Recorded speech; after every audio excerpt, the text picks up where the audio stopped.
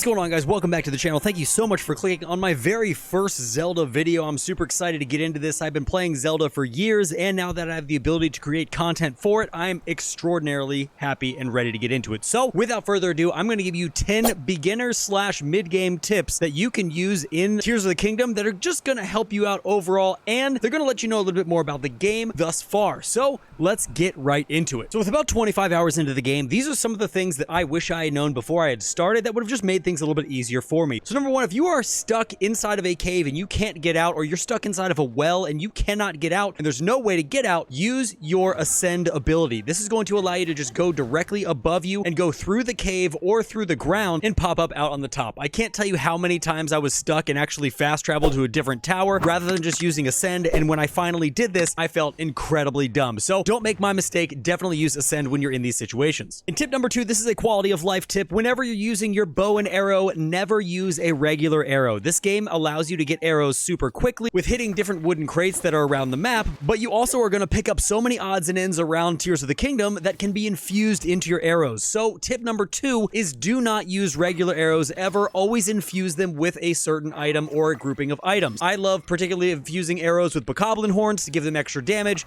You can also infuse them with Aracuda eyeballs to give them a heat-seeking missile type of property. You can also add choo-choo jellies on them to get different elemental effects. So never use a regular arrow because there are so many things that you can use with fuse to make your arrows a lot more powerful. And speaking of fusing arrows with things, when you are in a dark place, always use either giant bright bloom seeds or a regular bright bloom seed to light up the area, but use an arrow to shoot it from point A to point B. It is a lot easier for you to fuse an arrow with one of these items and light up an area from far away than having to place it, throw it down. It just makes things a lot more easy and efficient for you. And tip number four, this may be personal preference over what you should actually do, but I would stand by this until the grave. Make sure that you are getting stamina first and then hearts. I can't tell you how many times in the old Breath of the Wild game where I did hearts first, but I actually couldn't get anywhere because I didn't have enough stamina. The more stamina you have in this game, the farther you're going to be able to glide, the higher you're going to be able to climb. It's just going to be the best stat for you. And maybe after you get 2 or 3 upgrades of stamina, then start getting some hearts here and there, but stamina is definitely first. And tip number 5, I don't really know what these creatures are called, but I'm going to call them blue bunnies. They are always going to lead you to caves and treasure every single time you see them. If you find them out in Hyrule, approach them and they'll see you and start to run away. Follow them as fast as you can, and they will typically run directly to a cave entrance or a dungeon entrance where you can go in and get a bunch of loot, a bunch of materials. It is a really, really nice thing that they added into the game. And you're also going to run into those bubble frogs at the very end of those caves typically, which will drop you bubble gems, which are very good items. Bubble gems can be traded for new armor sets and certain materials in the game, so they're definitely worth getting. And for tip number 6, this is another quality of life. The emergency shelter that you start out with has all the things that you're going to need throughout the entire game. It is a quest hub,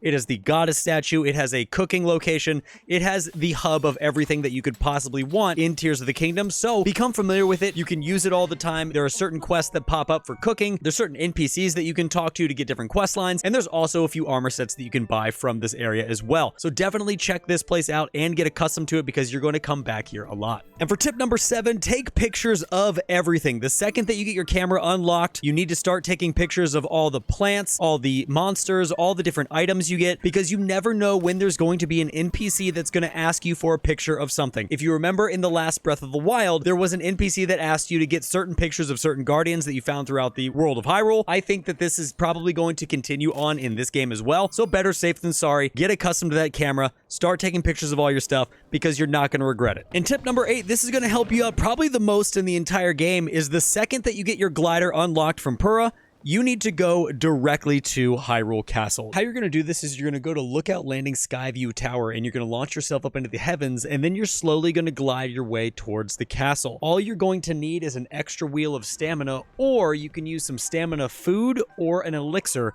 and that will get you there no problem. But this is very easy to do and I highly recommend it. There are so many good pieces of gear in Hyrule Castle and it's just sitting there typically unguarded, and you can go in, grab that gear, and then use fuse and fuse it with other different items that you find to make them super, super powerful. I did this almost immediately when I got my glider, and I didn't regret it because I'm still using some of those weapons, and I've been playing for about 25 hours so far. It has done nothing but help me out and make the game a lot easier, especially in the starting areas. And for tip number 9, you have a recipe book now. Tears of the Kingdom has added a recipe book so you can keep track of every single recipe that you make. As you'll see, once you get a recipe that you haven't got before, it'll say new recipe, and that is going to go directly into the recipe book, so you can go back and figure out which cooking recipes are the best ones for you and which are going to give you the most stats. This is a really nice quality of life change that they have added into Tears of the Kingdom that they did not have in Breath of the Wild, and I'm pretty pumped about it. And tip number 10, take your time and explore literally everything. This world is so massive in Tears of the Kingdom, roughly 3 times the size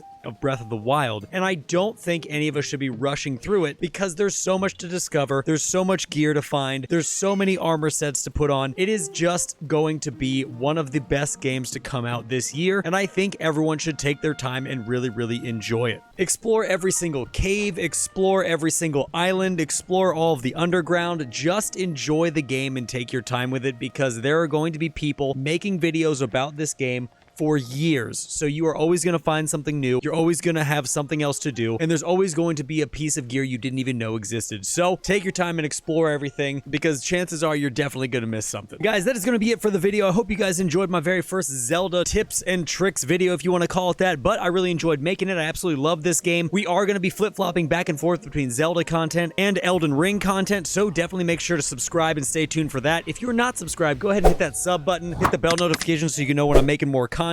I appreciate the heck out of all of you guys. And until next time, stay safe, enjoy the game, and I'll see you in the next one.